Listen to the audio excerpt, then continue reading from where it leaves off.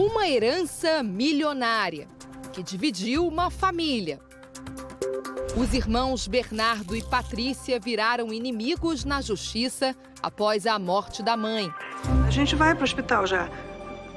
Tá, um beijo pra você também. A atriz Beth Lago morreu em 2015, aos 60 anos, vítima de um câncer na vesícula. O dinheiro não corrompeu e não terminou com o bolão da amizade. Modelo internacional, apresentadora de TV e atriz, Beth teve uma carreira de sucesso. A última novela foi Pecado Mortal na Record TV. Aí casa com a primeira que passa na frente? Não, a primeira que me pareceu ser uma boa mãe. Beth deixou um patrimônio avaliado em 10 milhões de reais. A atriz possuía vários imóveis residenciais e comerciais, a maioria aqui na zona sul do Rio de Janeiro, a região mais valorizada e cara da cidade. Um deles é um apartamento nesse prédio em Ipanema. Os bens ficaram para os 2 filhos da atriz, mas a divisão da herança levou os irmãos a travarem uma longa disputa na justiça. No testamento, o filho mais novo, Bernardo Lago Conde, de 40 anos, teria direito a 80% de tudo da mãe. Já a filha mais velha, Patrícia Lago Neto Rodrigues, de 46 anos, ficaria com apenas 20%.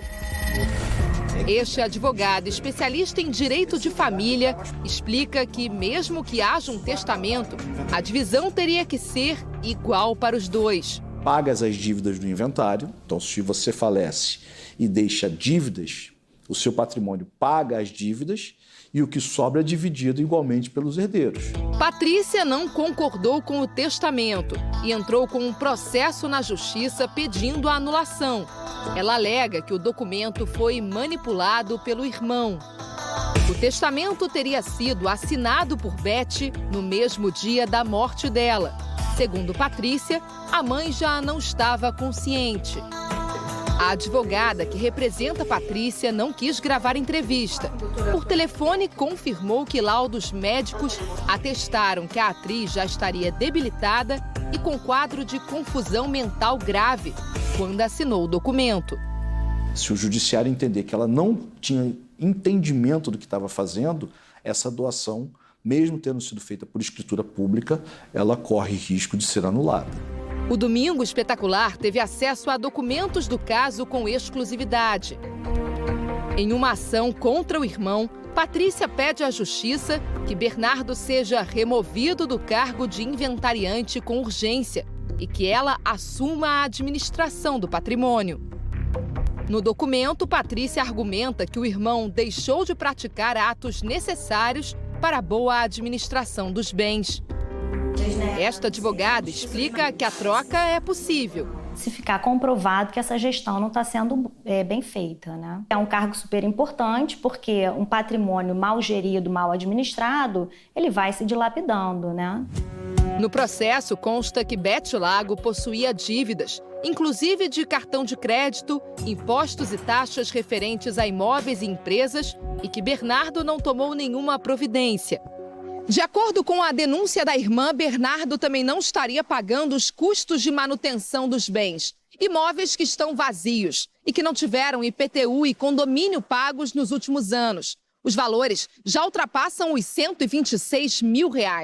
Um dos imóveis, uma sala comercial neste prédio, vai a leilão para pagar as dívidas. A sala, que ainda não foi vendida, vale quase R$1 milhão e tem uma dívida de quase R$60 mil de condomínio. No entanto, o que mais chama a atenção no documento é um erro de informação. Mesmo sendo alvo de várias acusações na ação, Bernardo é dado como morto. Bernardo, que está bem vivo, e Patrícia também correm o risco de perder outras 2 salas comerciais, que ficam neste prédio. Este documento revela que o condomínio não é pago desde agosto de 2016. Cada sala tem uma dívida de mais de R$33 mil. Para esse corretor, sem uma boa administração, o imóvel perde valor e gera dívidas. Todo imóvel parado gera a sua própria depreciação por falta de manutenção e os custos inerentes, né? IPTU, condomínio. e outras coisas que possam recair sobre o imóvel. Para quem está aguardando a decisão final do inventário, é importante que isso aí tenha a sua própria gestão, né? Para de gerar custos. Por e-mail, Bernardo respondeu que repudia as falsas acusações que estão sendo imputadas a ele. O filho mais novo de Beth Lago disse que esteve ao lado da mãe durante os 3 anos de batalha contra o câncer.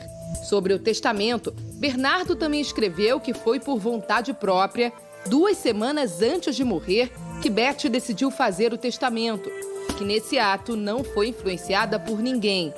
Ainda segundo Bernardo, a assinatura do documento ocorreu às claras, na sala de estar da casa da mãe, por volta das 3 horas de uma sexta-feira.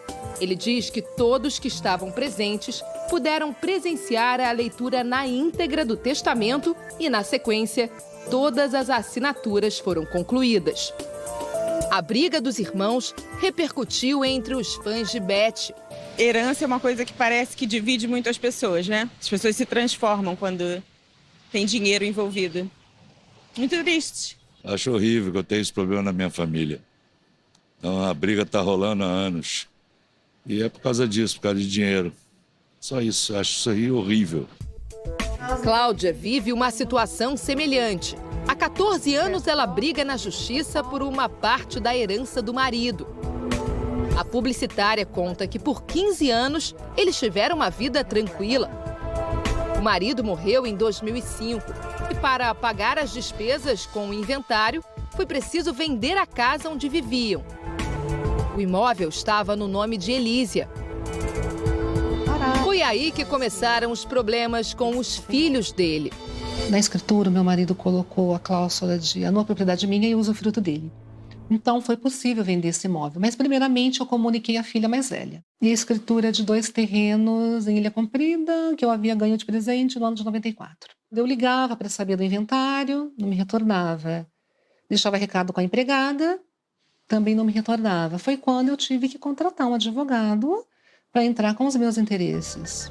Só aí soube da existência de um documento apresentado pelos filhos do marido. Os herdeiros inserem um acordo, não cometido por mim e nem pelo meu marido, que eu fiz um acordo abrindo mão do patrimônio e ficando só com a casa que nós tínhamos. Eu sou excluída da partilha com base num documento falso. O que passa... Elísia questiona o fato de que o documento é apenas uma cópia e que não existe registro em cartório. A defesa de Cláudia pediu a verificação do documento e a conclusão foi que, por ser uma cópia, ele não pode ter sua autenticidade verificada. E diz ainda que é fundamental que o original seja apresentado para a perícia.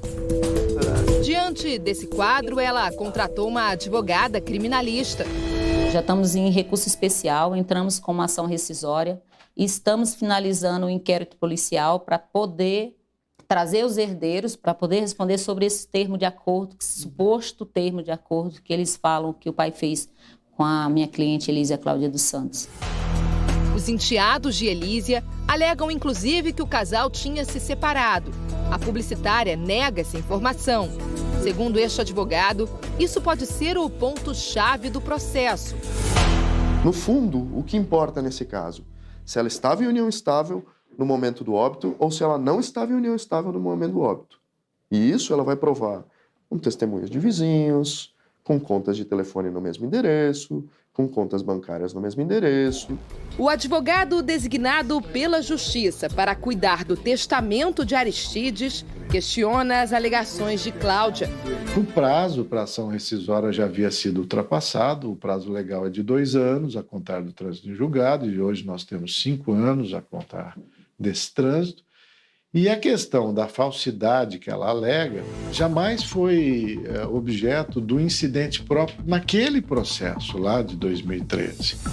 Em julho, a atriz Antônia Fontinelli ganhou na justiça o direito à parte da herança do ex-marido, o diretor Marcos Paulo. Depois de 7 anos de disputa com as 3 filhas dele, ela vai receber cerca de 25 milhões de reais. Esse resultado dá esperanças a Elísia. Começaram a acusar ela, era apenas uma namoradinha. Ela falou, não, eu fui mulher do Marcos Paulo por 7 anos e eu por 15. Meu direito eu não posso perder. E eu acho que a justiça tem que ser feita.